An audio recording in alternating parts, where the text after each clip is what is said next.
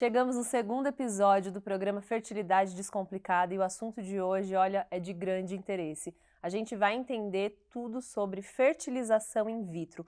Quando fazer, como fazer, todos os processos que são feitos durante a fertilização. E para isso eu recebo aqui a doutora Larissa e a doutora Juliana, que vão nos ajudar a entender melhor todo esse processo.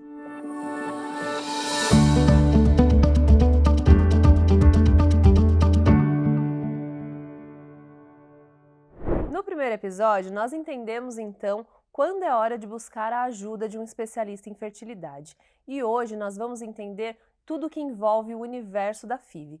Bom, e aí a primeira pergunta que eu já queria fazer para você, doutora Larissa, é o seguinte: FIV é sempre mais eficiente? Às vezes as pessoas têm essa ideia de que podem apostar todas as fichas na FIV que vai dar tudo certo. Isso é verdade absoluta ou existe aí um grande tabu? Existe aí um grande tabu. Isso, na verdade, é um mito, Aline. Por quê? A gente sabe que se a gente tem a possibilidade de obter a gestação de forma natural, essa é a forma desejável, mais desejável, né? Mas é claro que a FIV, ela vai ter o seu lugar. Aqueles casais que realmente precisam, que têm diagnóstico de infertilidade, ou seja, estão há 12 meses tentando engravidar sem sucesso, ou se existe alguma alteração na capacidade reprodutiva da pessoa ou do casal, como no caso das relações homoafetivas, né? A gente vai lançar mão, muitas vezes, de um tratamento de reprodução assistida para ajudar com uma FIV.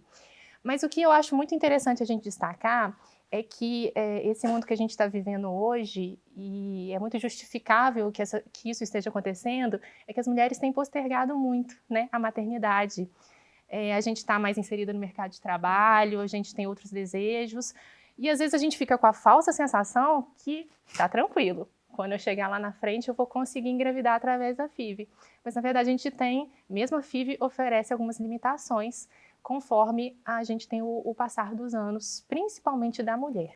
É, eu acho que essa sensação, ela existe mesmo, né? Muita gente me escreve lá, às vezes eu tô alertando, falando para ver exame de reserva ovariana, se já passou dos 35 anos, e as pessoas falam: "Nossa, mas a ciência tá tão evoluída, a medicina evoluiu, então tô tranquila porque se eu precisar de ajuda, vai dar tudo certo". E não é bem assim, né? Não é bem assim, porque a FIV ela não faz milagre. A FIV ela consegue manipular muitas alterações, então facilitar a gestação, mas, por exemplo, a quantidade e a qualidade dos óvulos ela não consegue interferir. E a gente tem uma redução da quantidade dos óvulos com o passar dos anos e da qualidade também.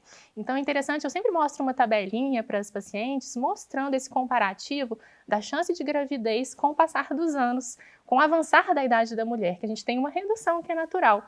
E com a FIV acontece a mesma coisa. Então, a chance de uma gravidez por FIV numa mulher de 30 anos, ela varia com 60% de chance de gravidez. Agora, com o passar dos anos, essa chance vai reduzindo. E aí, quando chega lá aos 45 anos, por exemplo, a chance de sucesso com a FIV se torna semelhante a uma gestação natural. Então, a gente perde um pouco esse benefício da FIV com o passar dos anos. E é importante a gente gerar essa informação para que a mulher ela tenha ciência ela tenha informação para escolher aquele momento certo dela gestar, dela procurar obter esse sonho da gravidez.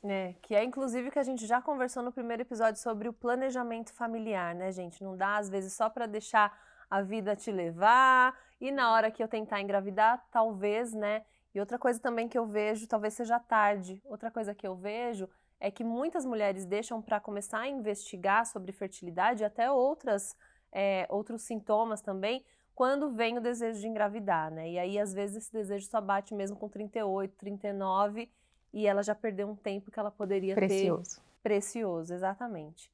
Agora, meninas, qual que é a diferença de FIV para inseminação? Que também ali eu vejo muita gente falar que está fazendo inseminação, aí eu vou ver, não é inseminação, é FIV.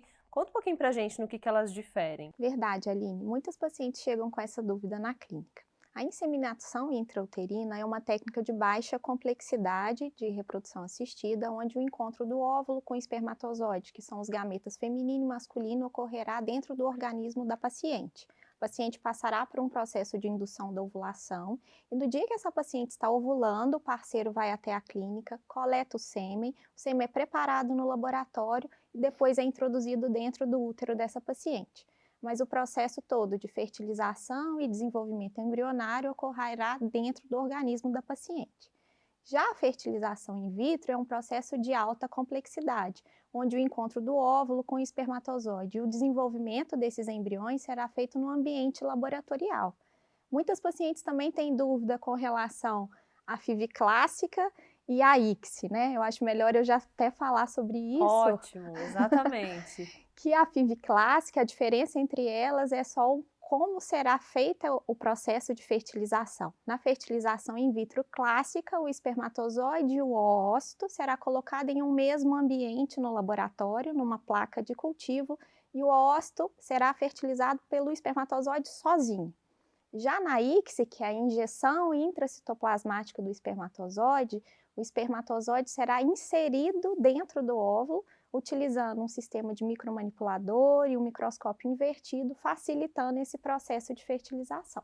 Eu vejo muitos profissionais fazendo justamente a ICSI, né? Sim. Ela é mais eficiente que a FIV ou não? Vai depender da indicação. Ela é mais utilizada porque é uma técnica mais segura no resultado final, já que podem ter outros processos, como, por exemplo, anticorpo anti-espermatozoide no sêmen, que não é visto naquele momento, que está atrapalhando o processo de fertilização e futuramente pode ser que seja detectado que não houve uma fertilização porque tinha a presença de anticorpo anti-espermatozoide no sêmen.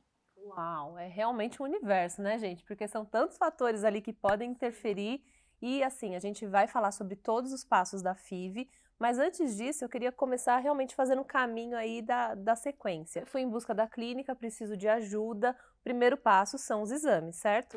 Sim. Quais são esses exames aí básicos que são solicitados? Claro que cada mulher, né, cada casal é um universo também, mas quais são, assim, os básicos?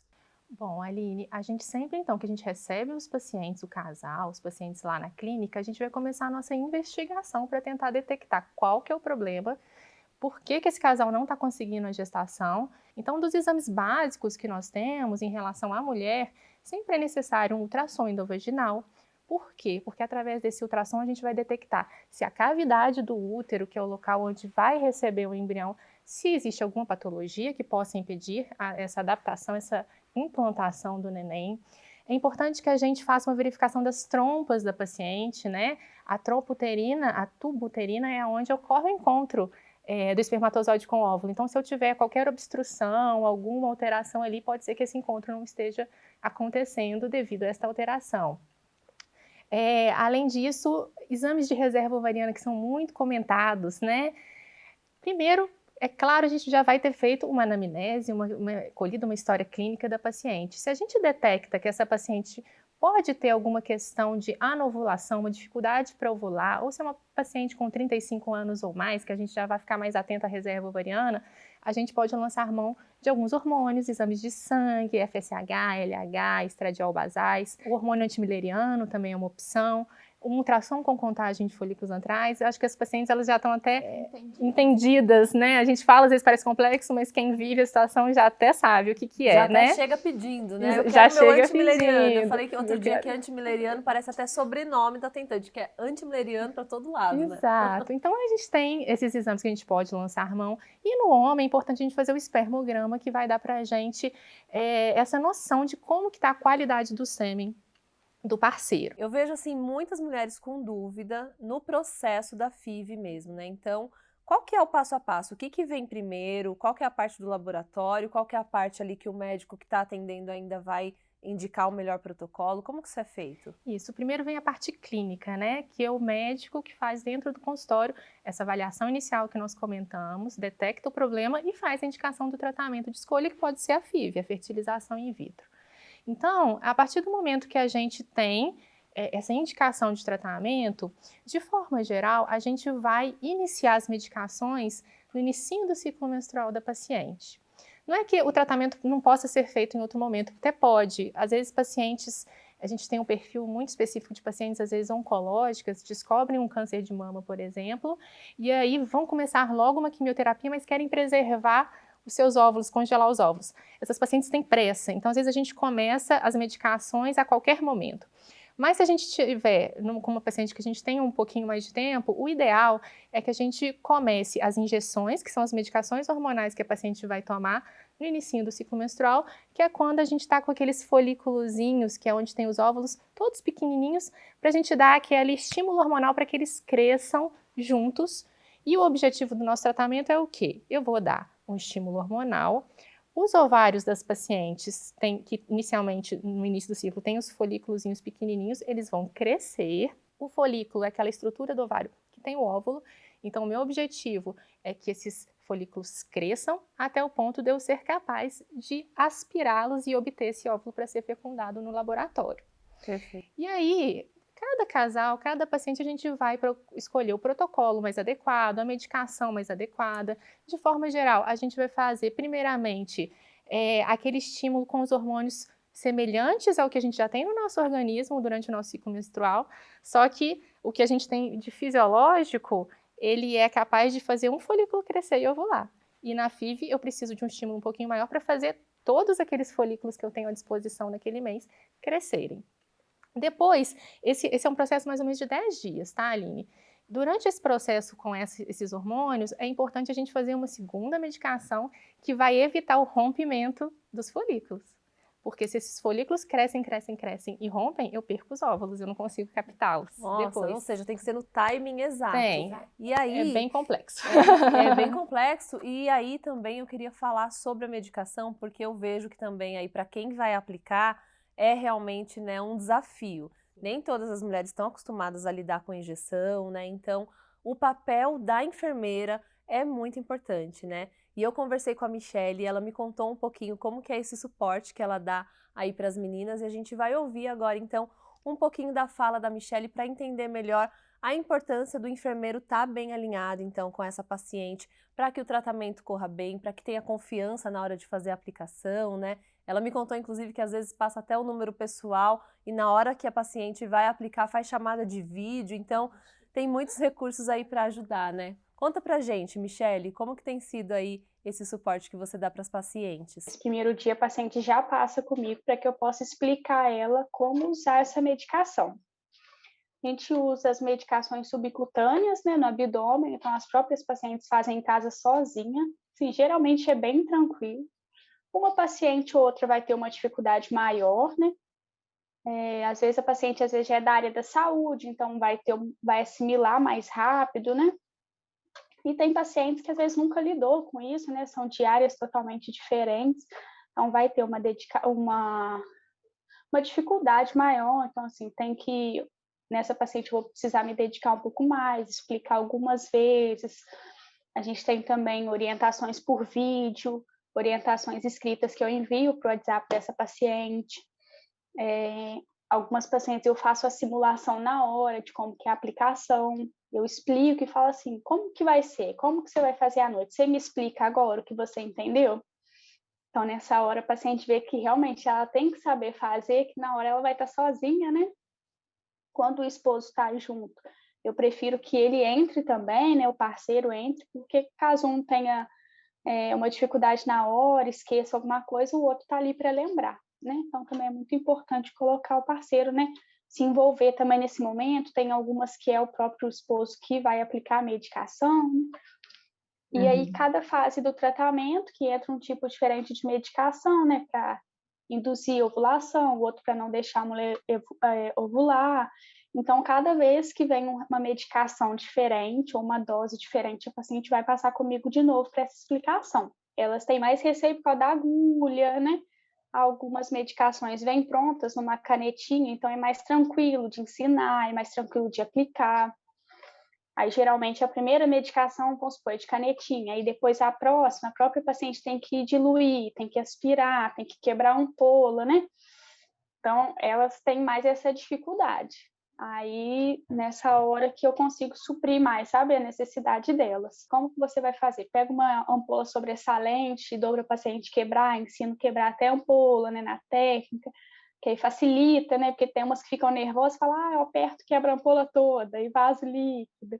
Aí ensino, fala, pega uma gaze limpinha para não cortar o dedo, envolve na ampola na hora de quebrar.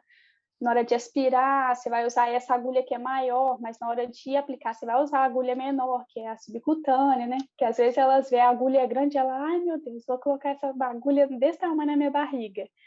Não, essa agulha é para a gente preparar. Aí ensino, né? Tem algumas medicações que já vêm com suave de álcool, fazer asepsia antes. Ensino também aonde elas vão fazer, né, a aplicação no abdômen, qual área, né, que elas vão aplicar, onde que é mais dolorida, onde pode ser um pouco mais confortável para elas. Quando eu vejo assim que estão assim indo embora, nervosas, com receio mesmo, né?